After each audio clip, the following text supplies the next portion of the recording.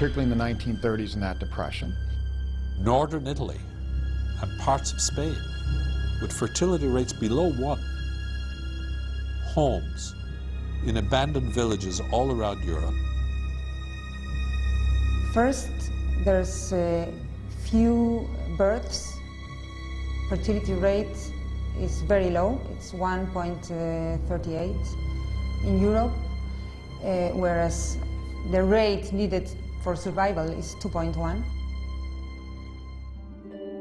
While Western Europe is experiencing low fertility, parts of Eastern Europe are already experiencing population decline. From 1989, for example, to 2002, the population has decreased by 13%.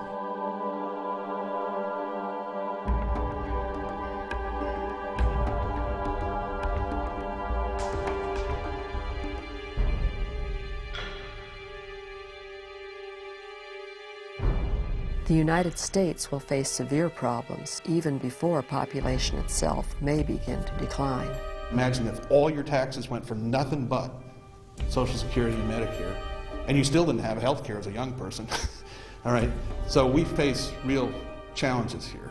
Low fertility levels, which is the main cause of declining populations, means we don't have so many people in working ages compared to those who are retired and collecting retirement and other benefits.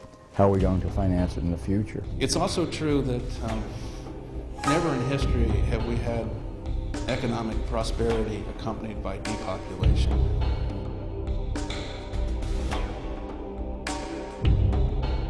Modern economies need growing populations, which means that every developed nation needs immigration.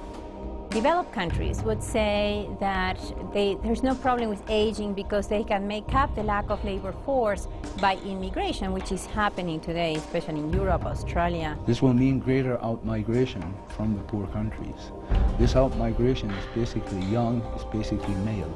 And that is very serious for several reasons, but I mean the two that I like to point out is one is the labor productivity is decreased in the developing country because there's no labor force.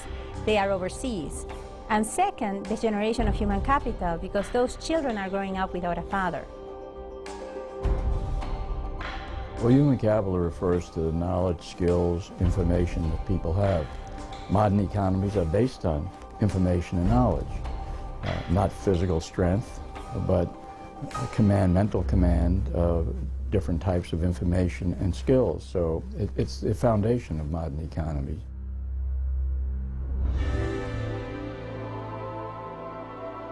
Any economy that doesn't have substantial investments in its people's human capital won't be able to become a modern or a rich economy. It would be ironic and it would be very unjust that the poor countries should come out to bail out the rich countries because the rich countries have been delinquent in doing their homework to keeping up stable and strong families, and then they themselves would lose theirs, bailing us out. This chapter is about the American family and why it is that that the United States is having enough children to replace itself, more or less. I think many people would say it's Hispanic immigrants that are having children fairly early, having 2 or 3, when Greece and Spain and France and Italy and Japan and Russia, all of Eastern Europe, have fertility that's much below replacement. Mexico has experienced an incredible birth dearth. The decline in fertility in Mexico is without precedent in world history. Americans have this vision that there'll always be Mexicans trying to come across the border and that we need some huge wall to keep them out. Well, careful what you wish for, because not only in Mexico, but throughout Latin America, we're seeing these dramatic declines in fertility. 60% of U.S. population growth since 1990 has come from immigrants and their children, mostly Hispanic immigrants. Adam Smith, probably the greatest of all economists, once wrote that prosperity is associated with growing populations and depression, he didn't quite use that word, but he meant that, is associated with declining population. it's new, could lead to very serious other negative consequences. These are a few that I mentioned.